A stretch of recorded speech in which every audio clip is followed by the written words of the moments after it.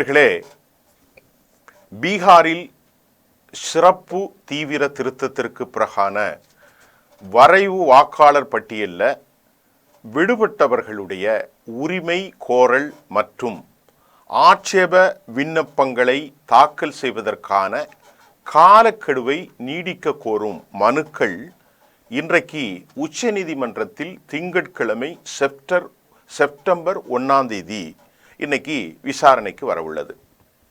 இது நடப்பாண்டு இறுதியில், அதாவது இந்த வருஷம் இறுதியில் பேரவை தேர்தல் நடைபெற இருக்கும் பீகாரில் வாக்காளர் பட்டியலில் சிறப்பு தீவிர திருத்தம் SIR என்று மேற்கொண்ட தேர்தல் ஆணையம் கடந்த ஆகஸ்ட் 1 வரைவு பட்டியலை வெளியிட்டாங்க. அந்த வரைவு பட்டியலில் 65 லட்சம் பேருடைய பெயர்கள் இடம்பெறவில்லை. அதாவது வாக்காளர் லிஸ்டில் இருந்து அவர்கள் நீக்கப்பட்டு விட்டார்கள். இதனால் உரிமை கோரல் மற்றும் ஆட்சேப விண்ணப்பங்களை தாக்கல் செய்ய இன்னைக்கு செப்டம்பர் 1 வரை கால அவகாசம் வழங்கப்பட்டது. யாரெல்லாம் விடுபட்டிருக்கிறார்களோ, யாரெல்லாம் தங்கள் நடவடிக்கைகளை சொல்ல விரும்புகிறார்களோ அவர்கள் உடனடியாக மனு செய்ய வேண்டும் என்று சொல்லப்பட்டது. அதே சமயம் இந்த மனுக்களை விசாரித்து வரக்கூடிய உச்சநீதிமன்றம் பீகாருடைய வரைவு வாக்காளர் பட்டியலில் அவர்களை ஆதார் அட்டை அல்லது அனுமதிக்கப்பட்ட கடவுச்சீட்டு, இந்த 11 ஆவணங்களில் ஏதாவது ஒன்றை சமர்ப்பித்து அனுமதிக்குமாறு தேர்தல் ஆணையத்துக்கு அண்மையில் உத்தரவிட்டது. ஏன்னு சொன்னால் ஆதார் அனுமதிக்க மறுத்த காரணத்தினால் தற்போது உச்சநீதிமன்றம் அவர்கள் ஆதாரை சேர்த்து 11இல் ஒன்றாக அதை சொல்லலாம் என்று சொன்னார்கள். இந்த நிலையில் இந்த உரிமை கோரல் மற்றும் ஆட்சேப விண்ணப்பங்களை சமர்ப்பிப்பதற்கான காலக்கெடுவை நீட்டிக்க கோரி RJD, ராஷ்டிரிய ஜனதாதளம், அகில இந்திய மஜ்லிஸ் ஆகிய கட்சிகள் சார்பில் உச்ச நீதிமன்றத்தில் கடந்த வெள்ளிக்கிழமை மனு தாக்கலை அவங்க செஞ்சிட்டாங்க. உச்ச நீதிமன்றத்தின் முந்தைய உத்தரவுக்கு முன்பு வரை, இந்த நீதிமன்றத்தினுடைய உத்தரவுக்கு முன்பு வரை 80,000ற்கு மேற்பட்டவர்கள் விண்ணப்பித்திருந்தார்கள். இப்போ எவ்வளோ வந்திருக்குன்னா, இந்த உத்தரவுக்கு பிறகு இப்போது 95,000ற்கு மேற்பட்ட விண்ணப்பங்கள் தற்போது தாக்கலாகி உள்ளன. இந்த 2 மடங்குக்கு மேல் விண்ணப்பங்கள் தாக்கலாகி உள்ளன.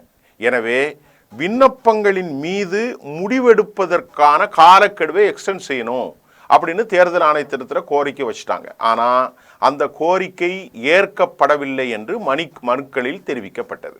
தேர்தல் ஆணையம்தான் பாரதிய ஜனதாவினுடைய ஊதுகோலாக இருக்கிறார்கள், அவர்களுடைய கையாளாக செயல்படுகிறார்கள் என ராகுல் காந்தி உள்படவர்கள் எதிர்க்கட்சிகள் பெரும் பேரணியில் பெரும் குற்றச்சாட்டை சொல்லி கொண்டிருக்கிற போது இவர்களுடைய இந்த கேள்வி எடுபடாது என்பதுதான் உண்மை. ஆனால் வாக்காளர் பட்டியலில் இடம்பெற ஆதார் மட்டுமல்ல, அதோடு கூடுதல் ஆவணங்களை கேட்டு அதிகாரிகள் கட்டாயப்படுத்துவதாகவும் குற்றச்சாட்டப்பட்டது. சுப்ரீம் கோர்ட்டில் போய் அவங்க பேசினாங்க. சுப்ரீம் கோர்ட்டில் என்ன சொல்லிட்டாங்க, நீங்கள் ஆதாரம் மட்டும் கொடுங்க அப்படின்னு சொன்ன பிறகும் கோர்ட்டினுடைய நடவடிக்கைகளை மதிக்காமல், நீதிமன்றத்தினுடைய விவகாரங்களை எதுவும் மதிக்காமல் இவர்கள் ஆதார் எங்களுக்கு போதாது, மீதி ஏதாவது கொடுங்க அப்படின்னு சொல்றது உண்மையிலேயே இந்திய நீதித்துறைக்கு விடப்பட்ட ஒரு இழிவான சவாலாகவே நாம் பார்க்கிறோம். அதுதான் ரொம்ப முக்கியமானதாக பார்க்கிறோம். அது மிகப்பெரிய தப்பு. இதுக்கு இடையில இந்த மனுக்களை பரிசீலனைக்கு வந்திருக்கிறது.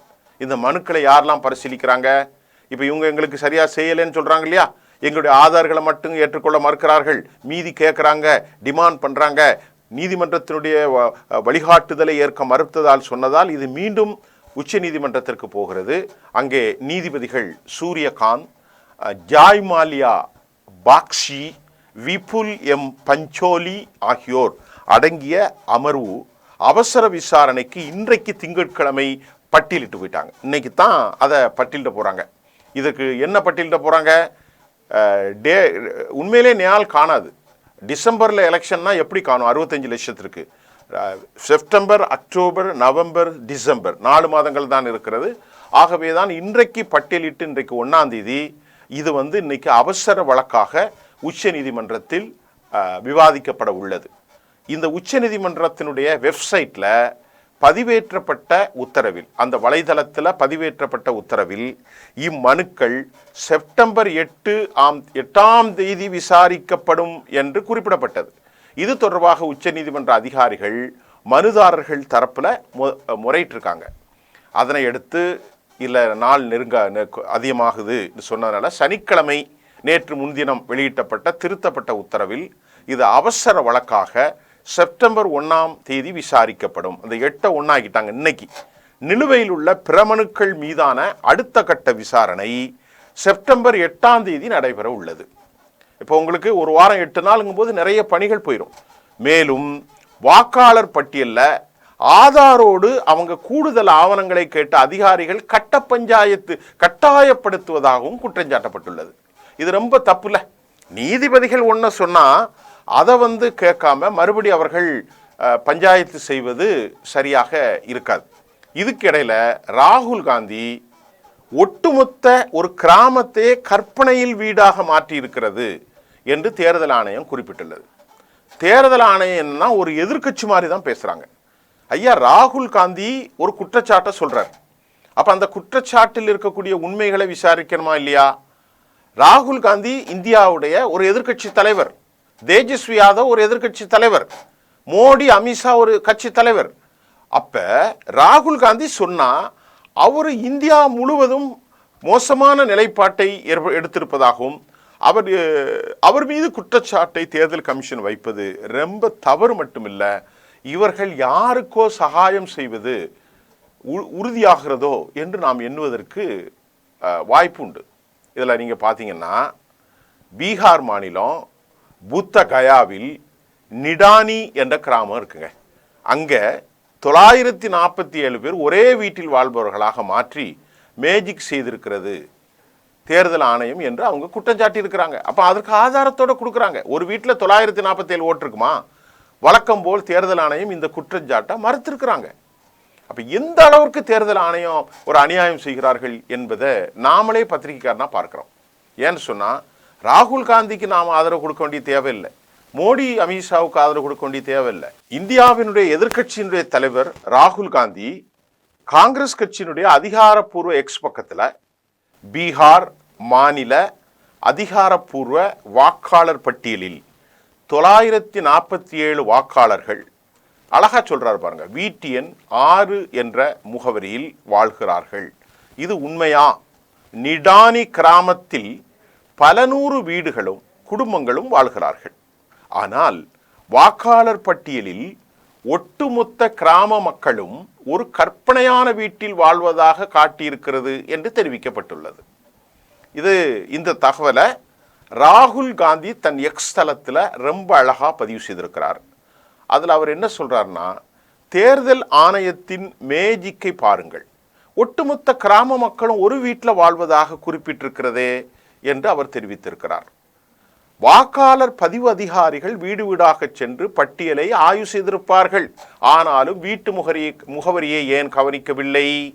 ஏனென்றால் அதனால் சிலருக்கு பயன் ஏற்படும் என்றும் காங்கிரஸ் கட்சி குறிப்பிட்டுள்ளது. அதாவது இது ஏதோ ஒரு தவறு அல்லங்க, இது வெளிப்படைத்தன்மை என்ற பெயரில் நடக்கும் மோசடிங்க. வீட்டு எண்ணை நீக்கிவிட்டால் போலி வாக்காளர்களை மறைத்து விடலாம், போலி வாக்காளர்களை உருவாக்கலாம், அவர்களது அடையாளங்களை மாயமாக்கி விடலாம் என்றும் காங்கிரஸ் கட்சி தற்போது குற்றம் சாட்டி இருக்கிறது. இப்ப நம்ம இதை பார்வை என்ன, காங்கிரஸ் கட்சி குற்றம் சாட்டி இருக்கிறத தாண்டி இந்த அட்ரஸ்ல நிடானி கிராமத்தில் 947 பேர் ஒரே முகவரியில பதிவிட்டிருக்கிறார்கள் என்றால் ஒட்டுமொத்த பீகாரிலும் வாக்காளர் பட்டியல பெரிய குளறுபடி நடந்திருக்கிறது அல்லவா? இதை கற்பனை செஞ்சு பார்க்கணும் அல்லவா? ஜனநாயகம் திருடப்பட்டு விட்டதாக ராகுல் தொடர்ந்து குற்றம் சாட்டி வருகிறார். அதற்கு வாழும் உதாரணம் தான் நிடானி கிராமம் என்றும் கூறப்பட்டிருக்கிறது. இதை எதுக்கு தேர்தல் ஆணையம் மறுக்கணும்?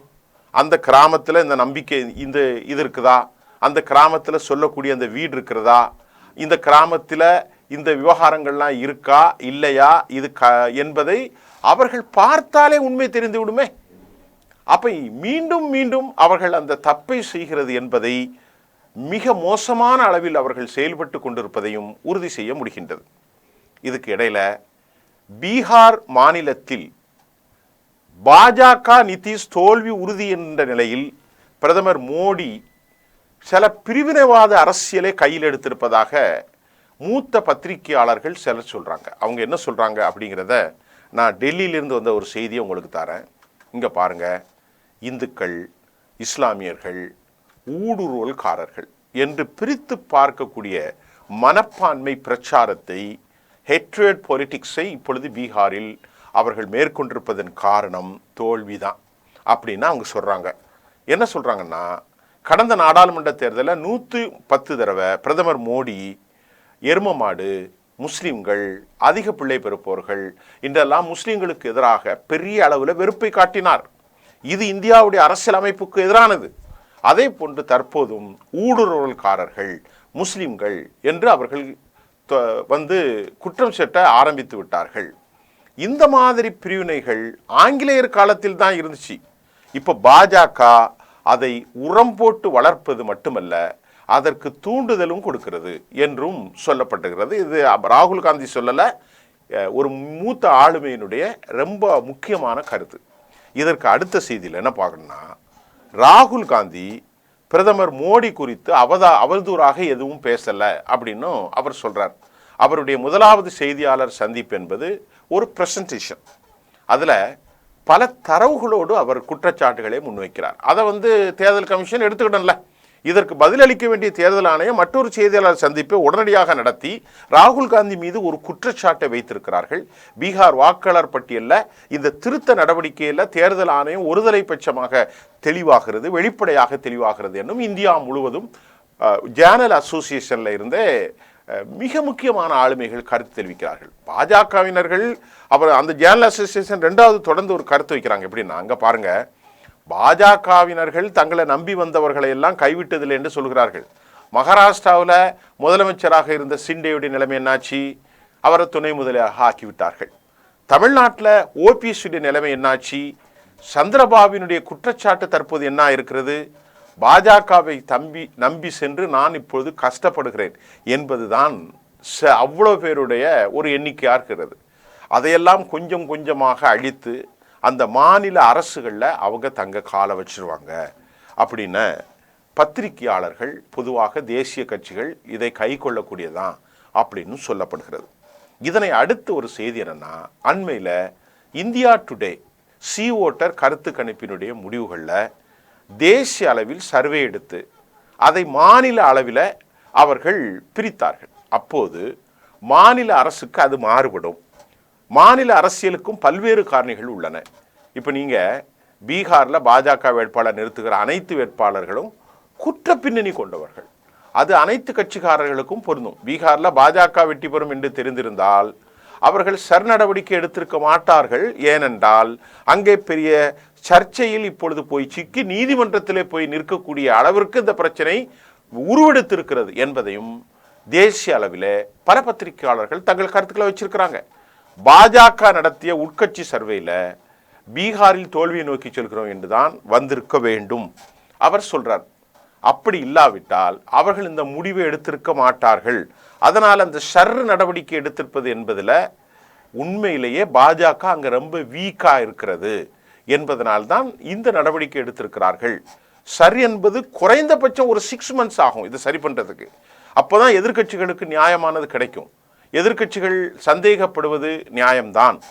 அவர்கள் இந்த சந்தேகத்தை நிவர்த்தி செய்யக்கூடிய அளவிலே இருக்கக்கூடிய தேர்தல் கமிஷன், அதுதான் அவர்களுடைய வேலை என்றும் பலர் கருத்து தெரிவிக்கிறாங்க. இதுக்கு இடையில தேர்தல் கமிஷன் முறையற்ற நிலையில் ராகுல் காந்தி நிடானி கிராமத்தில் 947 ஓட்டு இருக்குதுன்னு சொன்னா அது இருக்குதாங்கிறத தான் அவங்க டெஸ்ட் பண்ணணும் இல்லையா?